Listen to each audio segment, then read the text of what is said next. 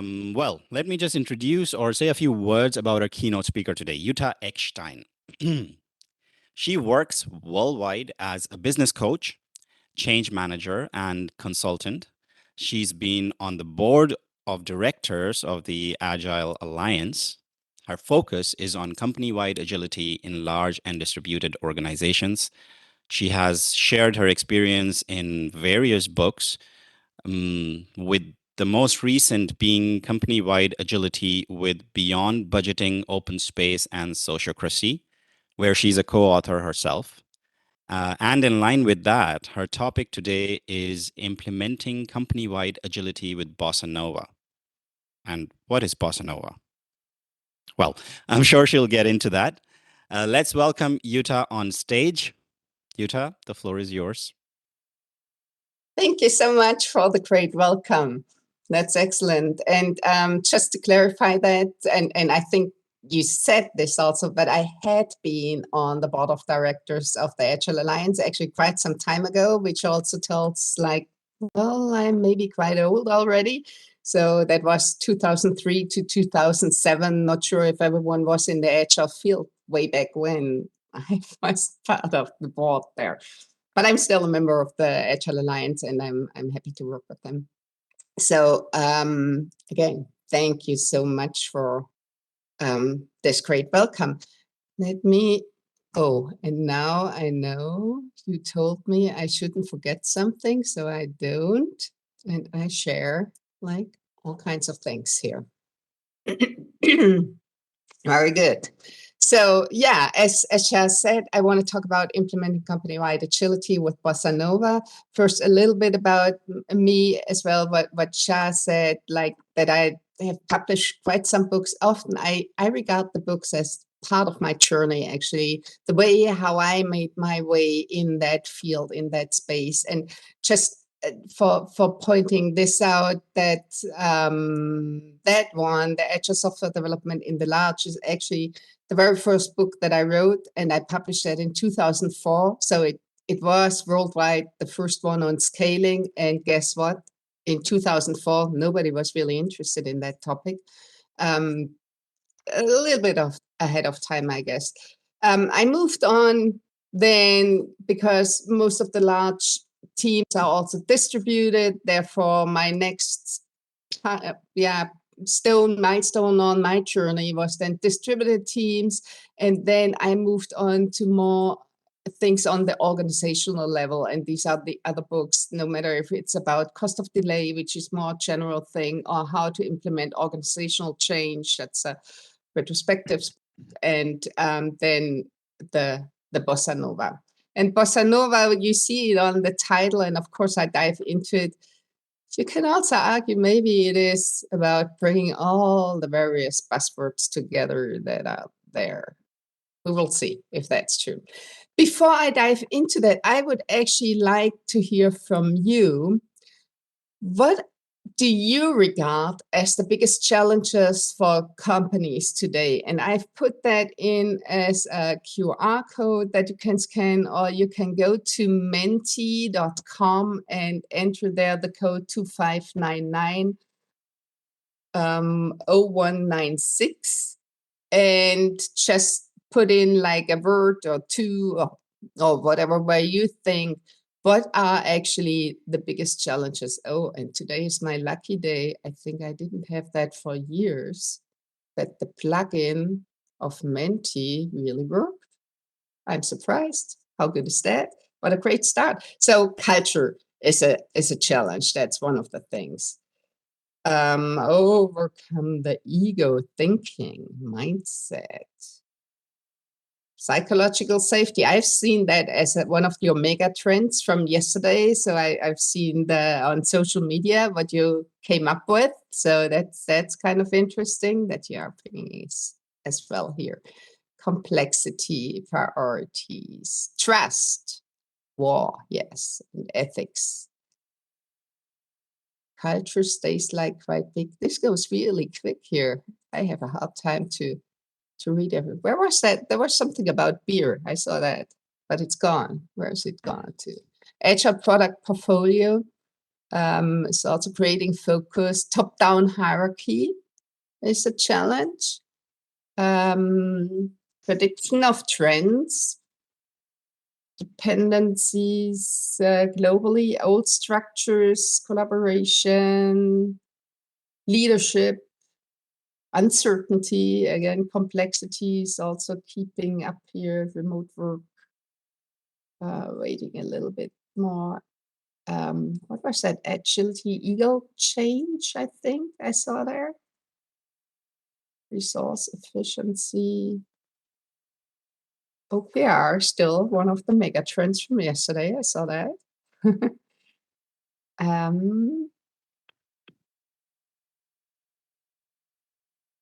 Legacy. Hybrid teams. Okay, so it's slowing down a little bit, but you can still bring it in. So that's excellent. Wow, it's really a lot going on. And the things that are standing out to me is mindset, trust, culture, remote work, and in general, what I see there are a lot of challenges. That's what I can see, actually. It seems like it's not ending. So it's kind of a lot of stuff that's going on here. And from my perspective, what I see this all boils down to, and it's probably also in there, but the thing is that we have too many challenges. There are so many challenges, and we need to find a way how to deal with them. And this is what people, and I'm sure you have seen that before, and I'm not the first one showing this, is that what people have called out as the VUCA world. So that it is the world we are in is actually volatile, uncertain, complex, and ambiguous. And well, I saw that it's hard, where you said, some of you said, like, it's hard to predict, or resource efficiency and stuff like that, that this is kind of difficult. And the reason is that VUCA world we are in. Now, a world that's volatile, uncertain, complex, ambiguous, and we cannot really plan and then follow the plan through and expect it to work out, no matter in which way, if it's remote work or whatever kind of challenges you have put up there, that actually asks companies for, I would say, two things. The one thing that it asks company to be is actually, and that's what you also have found out as a megatrend yesterday, is to be a learning organization, because otherwise you cannot really address those VUCA things here. And the second thing that all these challenges are asking companies for is that they are agile. And I want to come back to what I mean with that in a second or so. First, let me look into learning organizations. So for a learning organization, that's really something that's quite old. You see this maybe down there. Sengi is actually the one where we all say, okay, he kind of coined the term. There were, of course, also others, but with him, it really got more into the public. And that was 1990. So really, it's not something new. However, what he said is that learning organizations are organizations that encourage adaptive and generative learning, encourage their employees to think outside the box, and to work in conjunction with other employees to find the best answer to any problem. Now, this is still super true, and it's still one of the things that helps companies to address all those challenges. And maybe if it's kind of like for you as it is for me, this also stands very much in line with what I regard an agile organization should encourage to or be. And now, let me be here very clear. When I talk about agile organization here, I don't mean that we will use Scrum all over the place, or that the board of directors has a scrum master and the product backlog and is having a daily or something like that. And maybe they come up and work that way with a backlog and a scrum master, and maybe their meetings are more efficient this way. That's all fine. My point is, if they do that, that doesn't lead necessarily to the company being more agile. It's just that maybe their meetings are more efficient. So it's not so much about, yeah, Scrum or whatever your preferred agile approach is, having that all over the place. It's really more agile at its core. And I also saw in the megatrends maybe questioning agile, or does it have to be a framework all over the place and something like this. So I really want to bring it back to what it more literally means, which is, as a company, being able to act flexible, being responsive, being fast, being adaptive, being nimble. So this is what I think is helping a company addressing all those challenges. And one of the answers, I believe, of course, is the Bossa Nova that also allows implementing learning organizations. And now the Bossa Nova, I mentioned that already at the beginning. You could also argue it's bringing together all buzzwords or a lot of the buzzwords together. However, there's a reason for that. And one of the main reason is, if you look at the different angles from a company, you will find out that there are those different perspectives that enable or hinder being agile as a company. And let me start with beyond budgeting. So just think of, if budgets are fixed a year in advance, how flexible, adaptive, responsive can you actually be if something else is coming up? The money is typically already in the various buckets. And if you find out, well, we really should work on this instead of that, then it's difficult, because we have spent all that time creating that budget, and that should really kind of be stable, and we measure against that over time. And so it just hinders us overall being agile. Similarly, well, if I go to the OS of the Bossa Nova, the open space, that looks really more at the individuals. And I have also seen a lot around that, both on the megatrends from yesterday and what you came up with now with the challenges companies are facing right now. Let me put that this way. Very often what I see how we act in companies is that, for example, we have these various job descriptions, and then we look for people that fit into those job descriptions. And how flexible, adaptive is that, and how innovative can a person be? Versus if you do it like the other way around, you look at the people there and leverage their innovative potential instead of, putting them in that box that a job description kind of is. Then sociocracy looks at how power is distributed. And there are also just this one thing. I will dive into all of them a little bit deeper, but just for now. So if the power is not really distributed, but it's more central, then we are just too slow in decision making and all of that. So we cannot be agile either, because we are too slow. We are not responsive enough, flexible, fast, blah, all of that. And I think I can skip agile almost. Well, it's really more about the continuous feedback and continuous learning.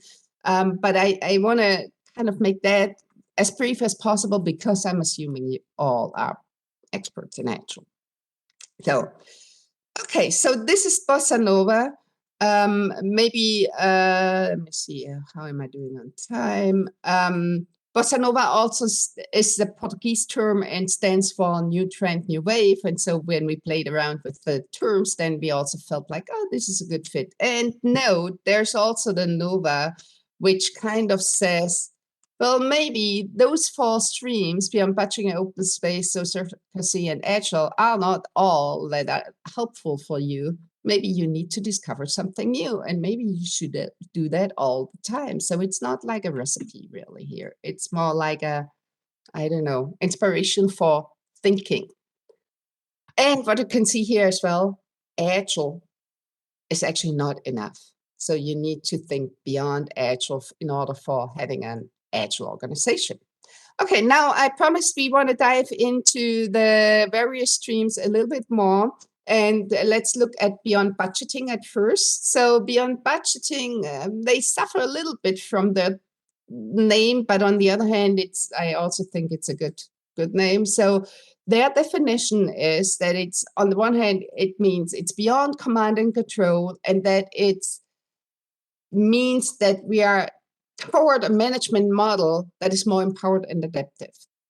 So in that first definition, there isn't really anything about finance and budgets and so on. However, this is where they are coming from where that stream is really coming from or based in.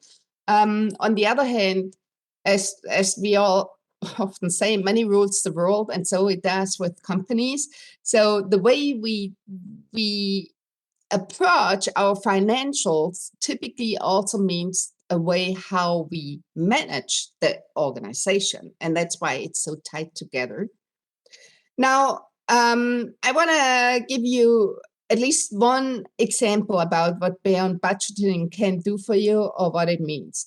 And one of the things that they are looking at, and it's really not only that, I want to be clear about that, is thinking about the budget and what kind of purposes does it actually fulfill? Well, and I said already it in plural purposes, because sometimes we always think about a budget like one purpose, but it actually is three different purposes, and we should think of them in a separate way. So the first thing is that with a budget, we look at what's our target? What are we really aiming for? Then the second thing is that we think about what do we assume will actually happening? So that's the forecast that we are doing with the budget.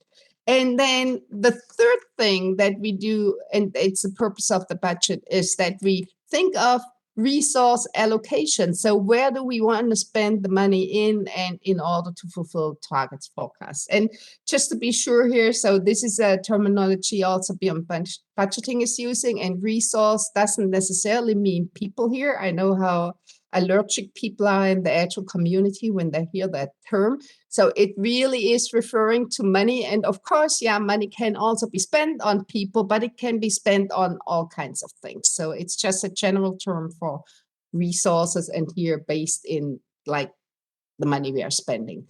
Now, once you understand that you can separate those out, and there are actually three purposes and not only one, and with the budget, what we try is to put all of these three purposes together into one. But now I'm trying to separate them out again, or beyond budgeting is, then you can start to really work in a different way. So for example, for targets, you can think of having relative targets and say, okay, what about that target compared to something else? Like how that other product development was, or what we did last year, or how that other team works, or something like this. Or for the forecast, remember it is what we expect to happen. And of course, remember all those challenges and the VUCA world. We need to do this more often than once a year. Things are changing all the time. We keep learning. And so it's not enough to put it in a number a year in advance. So it's more a rolling or event-based, at least like a reiterating thing on the forecast. And the third thing that goes with that is having dynamic resource allocation, because again, we are learning from our relative targets, things are shifting from the forecast that is changing, and therefore we also need to decide maybe we better spend the money on a different product than what we thought several months ago or so. So that's kind of at the core what Beyond Budgeting is about. Now, let's look into open space. And I know you are doing open space here, which is wonderful. So therefore, I don't need to explain to you what open space really is from a facilitation point of view. Now, open space in Bossa Nova for an agile organization, true agile organization, is actually a little bit different. It is taking the open space principles and making them more or less a strategy in a company. So that means we have an ongoing open invitation for people coming up with suggestions and ideas. And it's not, I know companies have that, but to be really honest, the way I see that, most often the suggestions, the process that those are going through till there is a decision, and who makes that decision is maybe also not really true. If that suggestion is a good idea or not, it just takes forever. And it's more hindering people to come up with all those ideas or bring them in because it's just a little burdensome. However, there are also companies who really running along the open space principles, which means everyone can come up with a cool idea and a new suggestion. And like in open space, if there are enough people who say like, cool idea, let's work on this, make it happen, then it's going to happen.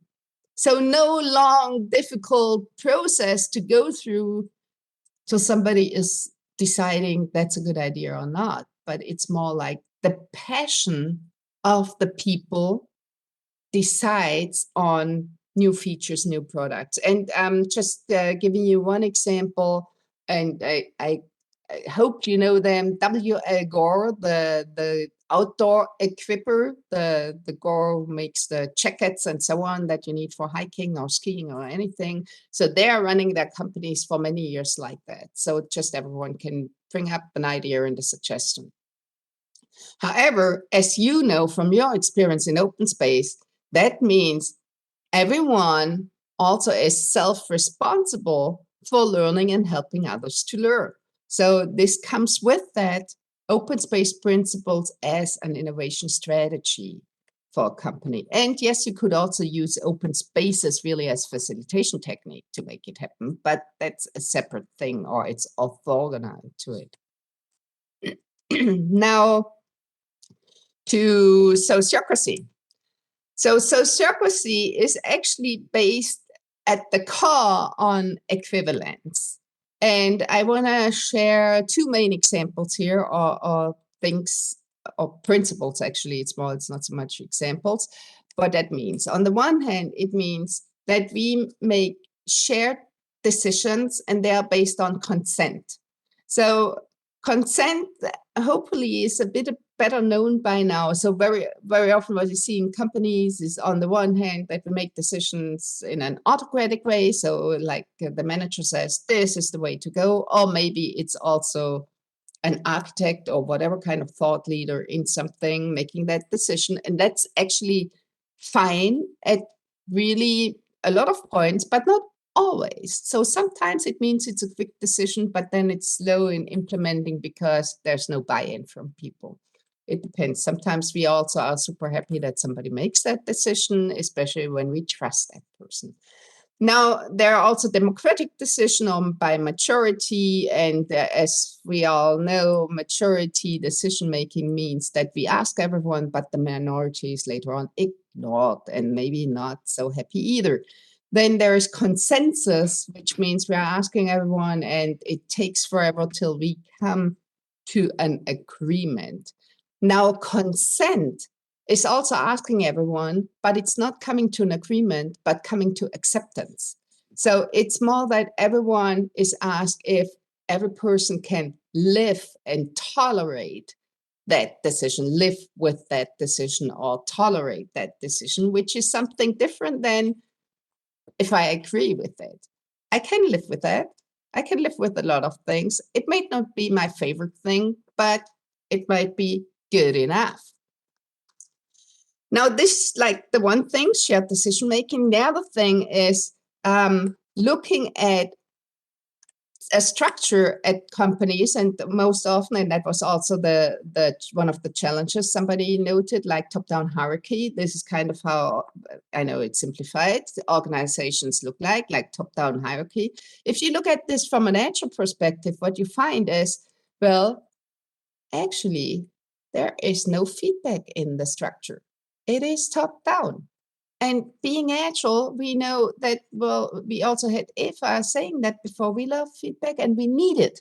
We need it in order to improve and get better. So this is what sociocracy brings in, feedback that it is embedded in the structures through something that's called double linking. So this means from every level on the hierarchy, we have representatives being elected up, and they have the same say as the, let's say, managers who are appointed top down. So we have a bottom up hierarchy, a top down hierarchy, if you will, but this allows us to have the feedback really, if you will, hardwired in the structure that cannot be ignored. And because we make these decisions based on consent, everyone has the same say. Okay, so these were a lot of principles, and so I want to give you I'm too quick. Of course, I have to say there's also Agile, and I said that I want to really do that brief because I know you are well aware of what Agile brings. So continuous learning through feedback, for example. Yeah, so these were a lot of principles, and I want to share at least 2 examples what that could mean in reality from companies, real companies.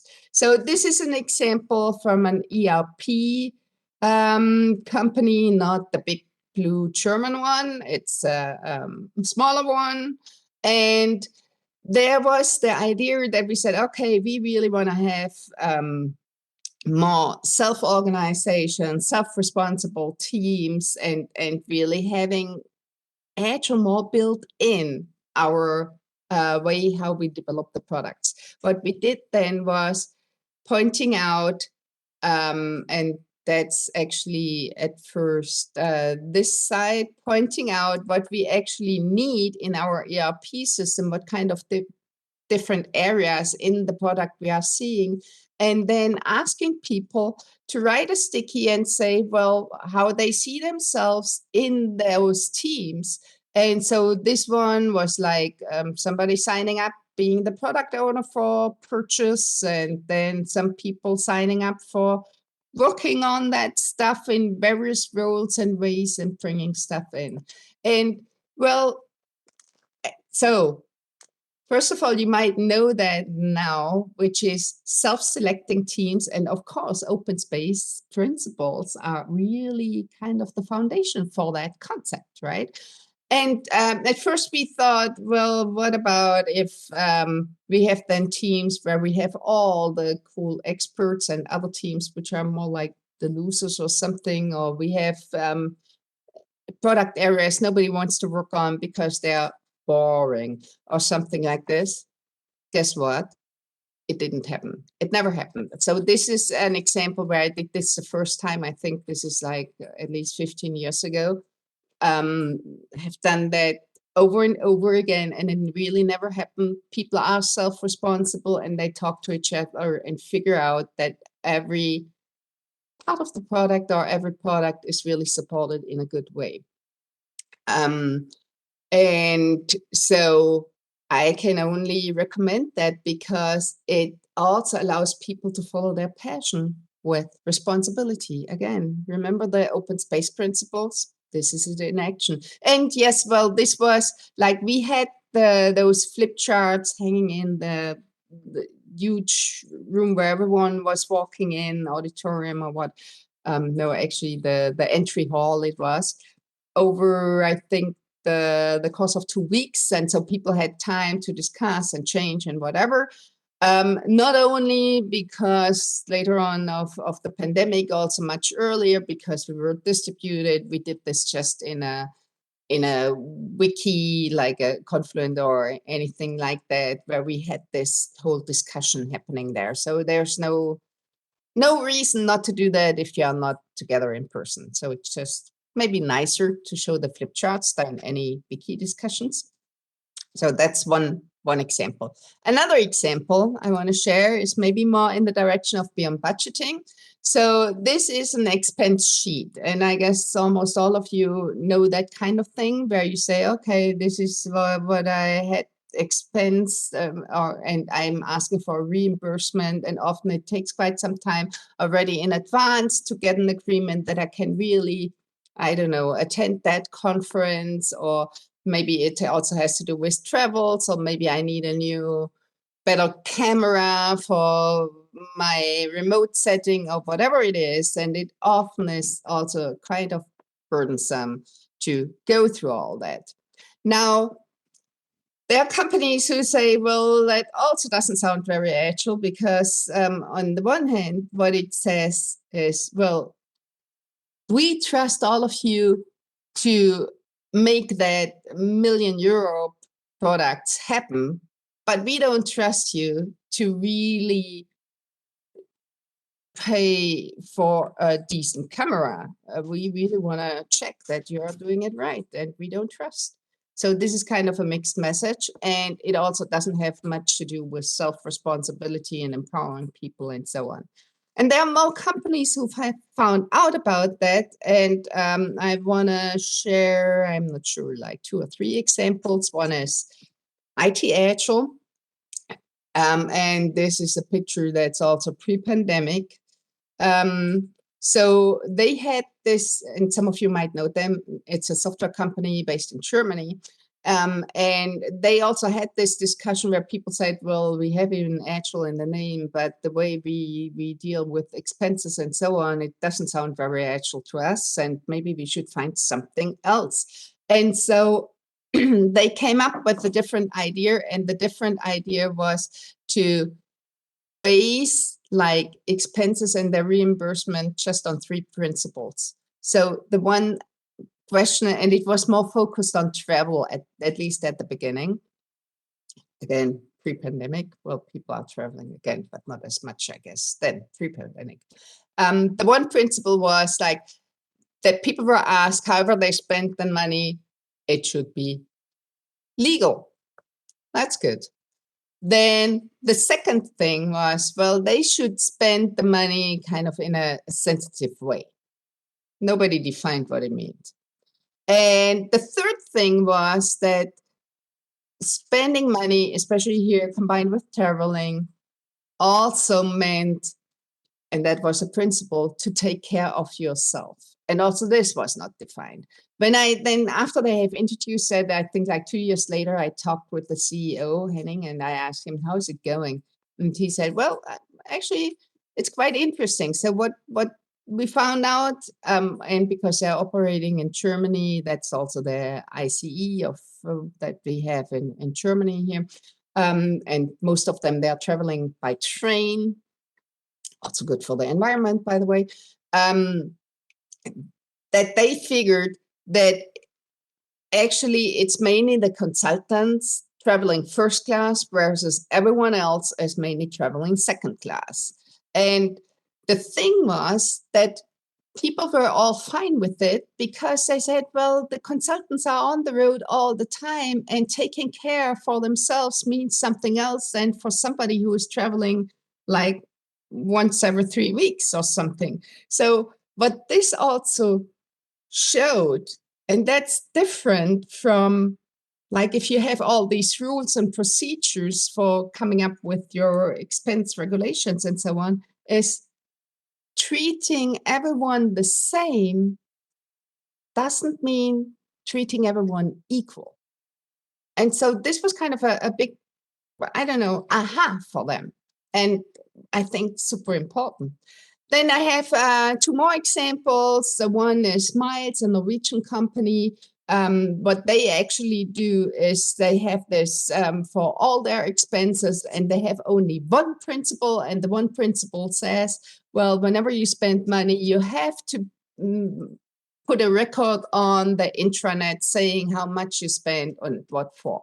And so it's a kind of a self-responsible, maybe peer pressure thing, that if I really spend €1,000 for my new camera, then maybe people question if that's really necessary, and if a camera for €30 wouldn't be good enough as well. So more something like that. And then there is Roche, who that's not for too long, but they also changed that they, for example, don't have any travel budgets anymore, and they are doing it all through openness and transparency, and it's about self-control, and they figured out that travel costs really actually went down by trusting people. What a surprise. Okay, so these were a few examples what it could mean to be agile as a company. Now, there are some underlying values for all of what we have seen, and those values are actually the ones that hopefully look a little bit familiar, because, well, if you are in the agile space, they should look familiar. It's about transparency, self-organization, constant customer focus, and continuous learning. And what does that mean exactly? Well, transparency, that's maybe the thing that's often, well, sometimes I think it's misunderstood. Transparency doesn't necessarily mean to make everything transparent to everyone. Actually, I'm not keen on having everything transparent because I have too much information overload already. However, what's super important for me is that I don't have any problem to get the information that I need for doing my job. And that's why we look at transparency from two angles. It's on the one hand, making stuff transparent and also providing that access for people who seek that information, and that it's not a problem to find stuff. Then self-organization, it's about accountable cross-functional teams that select themselves, remember, that's the open space thing, and follow their passion with responsibility. Now, constant customer focus is more looking at that, like everything that we are doing in a company should be kind of be clear to us or aligned to what value does that bring? How can we support the value creation? So it's on every aspect of the company, no matter if we talk about product, process, structure, strategy, of teams, individuals, like everything. And then lastly, continuous learning is about that we should always learn and contribute to others' learning, get feedback, and adapt. So these are the underlying values. And if you now think, okay, and where do I actually start? I would like to know from you. And this is still the mentee, and I'm curious if it's still working with the updates. So the question is, what in your opinion is correct? And the correct is really in quotes. Well, there's no punishment. So do you think that if you think of starting somewhere to implement an agile company, do you start, and I just put out those three, starting with the strategy, do you start with the structure, or do you start with the process? So is it that strategy actually follows structure and that follows process? Oh, see, it's my lucky day. I see the updates. Or is it structure follows process follows strategy? So that's probably the strategy eats culture for breakfast thing. Process follows strategy follows structure. None of the above, or do you think like it's all of the above? Whatever. We will see. It looks like process is not the first thing, and we are focusing so much on processes in Agile. How do we see already something? Well, there's a little bit more, maybe because I made that comment about the breakfast. 50% now say structure follows process, follows strategy. It's really a tiny bit more. And see where we are going. But it seems also to settle down here. So 50% say structure follows process, follows strategy, meaning strategy goes first. We have another big part that says somewhat all of the above that we are having here. And again, I have to repeat that. Interesting that we are talking so much about processes in Agile and nobody thinks that's where we start. So, okay, if you want to start implementing an Agile organization, One good news is you can start anywhere, because there's something that people have learned over time. So there was a time where people said, well, structure follows strategy. And there were papers out there, academic and evidence-based and whatever. And then a few years later, there were papers where it said like strategy actually follows structure. Ooh. So, and other papers around that. And then there were people saying, oh, actually, it's process follows strategy, and vice versa. And so there was like more and more over time, and I think it started in the 60s or so, these discussions, what's actually leading. Nowadays, what people have realized that those three that kind of characterize a company are completely dependent on each other, and they influence or impact each other. And this is good news, because it doesn't matter where you start, you can start anywhere. And that's, I think, good. Maybe one more thing why it's characterizing a company, and you see that here in the bluish thing. For a strategy, we often talk about that this is kind of the purpose of a company, and that's why we relate that to is an organization, or is a kind of an organization, because it ties to the purpose of it. For the structure, we often talk about it has an organization, versus the process is it's being organized. So it's kind of a way of looking at, at a company. Okay, so this is good. We can start with the strategy, with the structure, with the process, no matter where. Now the next question, so we have like the principles, we have the values that are guiding this. We know we can start anywhere. And now the question is how?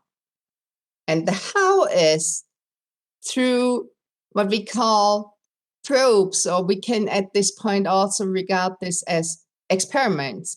And the way that we are doing this is we are reflecting on a situation we are in, thinking about what kind of situation is it, for example, with what I said with IT Agile, that people said, oh, this isn't really agile, and I feel like being mistrusted if I don't have to go through all those rules for the expense reports. And then we design a probe, and for now, let's just bear with me. It's kind of coming up with an experiment based on a hypothesis we came up with when we've reflected on that situation, that maybe the trust is the problem. Then we try that experiment, and after that, we reflect on the situation again. And what would be good as well, if we would also publish it to our peers in whichever way. So we can talk about it. For example, if IT Agile wouldn't have shared that, or Miles or Roche, I wouldn't be able to share what they have learned and are doing to you. So it's important to learn from each other, company internal, but also across companies.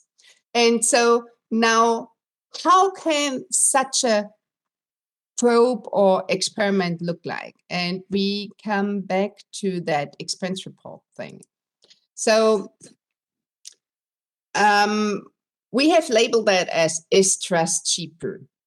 And again, we have seen that in various companies. And there is like a reflection on the situation, which is actually then what we have seen as, or what we came up with, a background, a situation we are in. So that could be something like this. Traditional travel expense procedures are burdensome and assume people can't be trusted.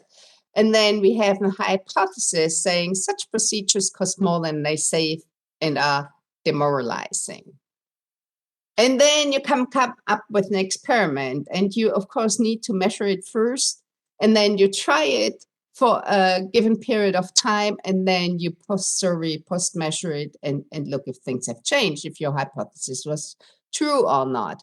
And what you try, it can be all kinds of things. Maybe you want to, if we stick with that one, maybe you want to try those 3 principles IT Agile is suggesting, or Miles with the 1 principle, or maybe you do something completely different. So the important thing is you reflected on the situation, came up with a hypothesis, you measure before, you measure after. Okay, if you now feel like, oh, this sounds like a big thing, well, it's not always big. And this is my kind of, last example here also. So this is from a bank. I'm aware of what they did. However, that picture is not real. So this is Jutta's imagination of a room of the board of directors where they are meeting. And I guess it looks way more modern for that bank. However, what that bank, the board of directors found out was, well, they explored when they reflected on their situation, and they thought maybe what's really in our way is that huge oak table here, if it's oak or not. And that this hinders us to really opening up and being more honest and transparent when we have our meetings. And so their hypothesis was that maybe exactly that, if the table would be gone, we would be like that. And therefore, let's just try it, put out the table, and let's try for, I don't know how long they tried, maybe also 3 months or so. And then we see how it's going. So the experiment was kind of small, just removing the table. It's not a big thing. And they did. And actually, what happened was exactly that the communication in the board of directors meetings was really way more open, transparent. And what came as a surprise to them, that also they figured that the communication to the rest of the company was also more open and transparent. And so they decided this is how we meet. So the one thing is, such an experiment that leads to a more agile organization doesn't have to be big. And I know not all of us are at the board of directors, but we can start just anywhere with any kind of small change. And this is also what learning organizations really mean. So because it is a group of people who are continually enhancing their capabilities to create what they want to create. And I'm kind of wrapping up, closing here. So on the one hand, I want to give you kind of an overview that Bossa Nova, with the various elements that they nourish company-wide agility, but also keep in mind the Nova. So it's not that this is a recipe and it's all to it. It's more a foundation to it where you can get started. Getting started to organizational learning. And organizational learning, to be really honest, only happens through all of us, individuals learning continuously. So there is no such thing as an organization that's learning without the individuals keep learning. And with that, I want to leave you. So here are some contact information. The Bossa Nova book is now, even that's pretty brand new, is that it's translated into Korean, if there's any Korean here. So very proud of that. So thank you very much. Thank you so much, Jutta. Should I start double? Maybe. Is it okay? If you are having a lot of what's going on? I don't know. Something changed. No, Okay, it's okay. better now. So once again, thank you, Jutta, for making this lively and engaging session. Personally, I really must say, ending with, setting the scene in a different way really reaches my heart, because it's my core belief that setting the scene differently does something to your body and your mind, especially if you engage in a group. So thank you very much. Jutta, but also your keynote speech resonated very deeply with our audience, and I would like to jump into the Q's and A's because we captured them in Slido, and I would start right away. That there are quite some deep questions, actually. So take a deep breath and a good sip of tea, and I'll start with question number 1. Is open space a possibility to create trust and psychological safety where it doesn't exist yet? I'm happy, super happy that the question is asked this way around, because sometimes I get the question asked exactly the other way around. Doesn't open space require trust? So that's also sometimes the thing. And yes, I really believe it helps building that trust. And the one thing that we all have to keep in mind is that I got that from Tom DeMarco. Maybe some of you know him. Big author, great books, keep looking for him. And he once said, trust always goes ahead. So if you want to build a trusted environment, what you need to do is trust people first. You cannot kind of start controlling things and hoping people then act in a trustworthy way, right? So you need first to give the trust. That's probably also why we talk about giving trust and not taking trust. That's not really existing, right? So, and therefore open space actually is in that direction. And also the way what I explained from that ERP company, like self-selecting teams and just trusting people. And of course there was like big fears and people were scared. What happens if? But well, we just said, okay, let go. We trust, and it really paid back. Yes. Thank you, Jutta. The next question that we have is, what's the next big thing in your opinion? Well, of course it is always super individual, but for me, and I'm absolutely passionate about that. And I'm sorry if it maybe now gets more political than maybe you wanted to, but I just see our planet is on fire and we all have a responsibility here. And I also think we in the Agile community, we can do a lot to make a difference, to make the world a better place. And in various ways, we can make use of our practices, mindset, skills that we have learned and help, for example, nonprofits or whatever to really get more effective and efficient. But we also we also have to do our own homework and ensure that our products are actually sustainable and are not contributing to a higher carbon footprint or contributing to being exclusive and all of that. So I think we also have a homework here. So, and you realize already the way I'm talking about it, I'm really super passionate about that topic. And I think it's the most important thing that's happening.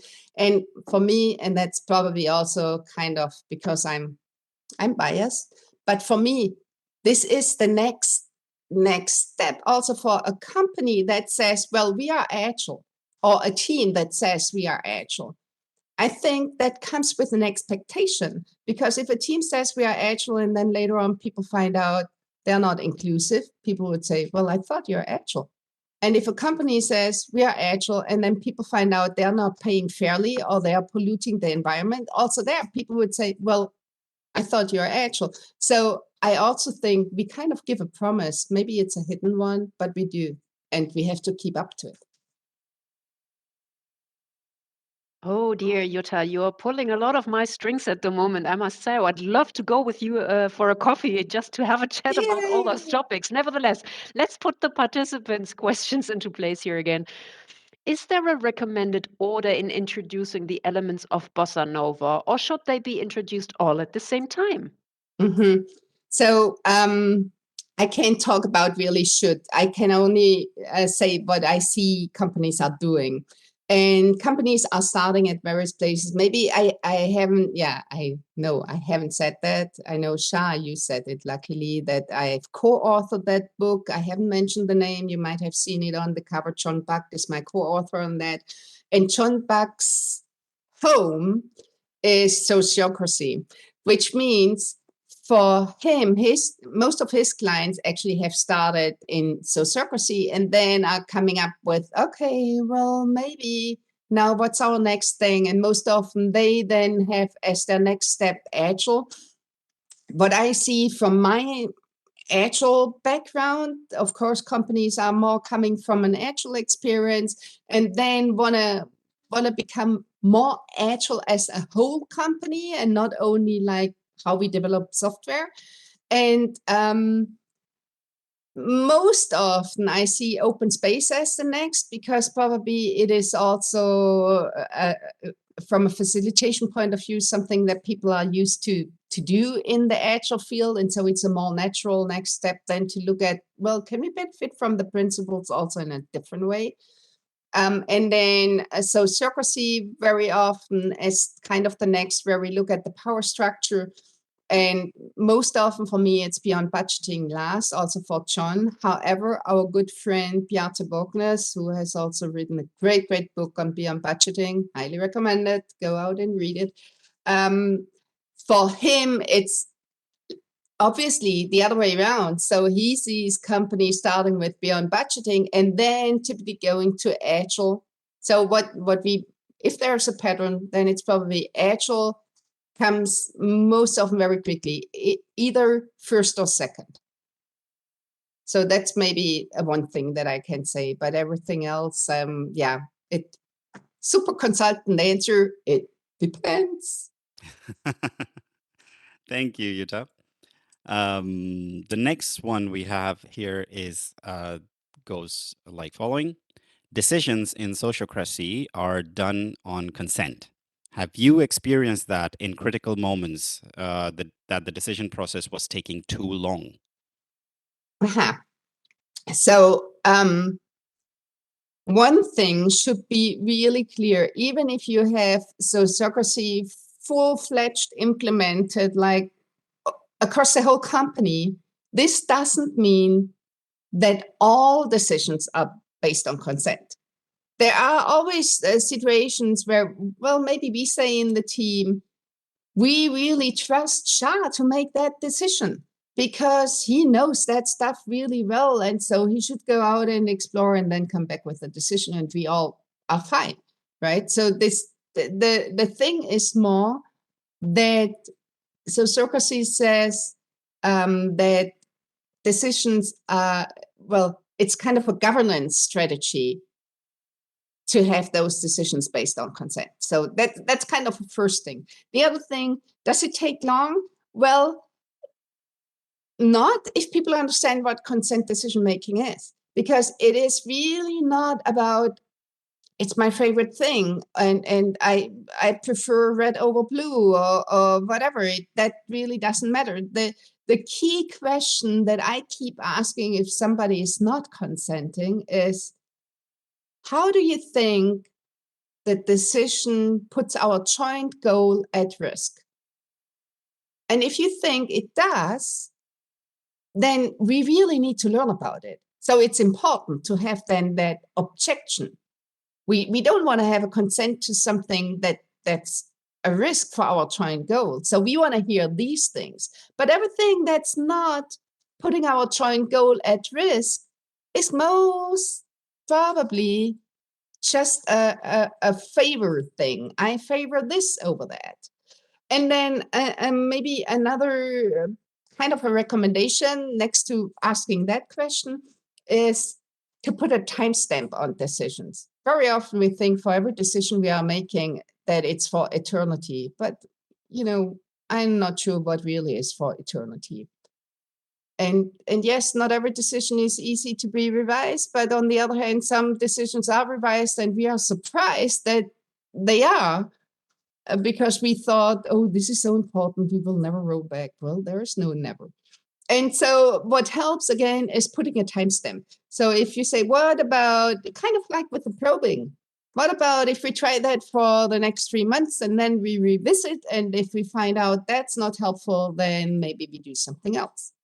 So that also speeds up decision making because then it's more obvious that a decision is not for eternity.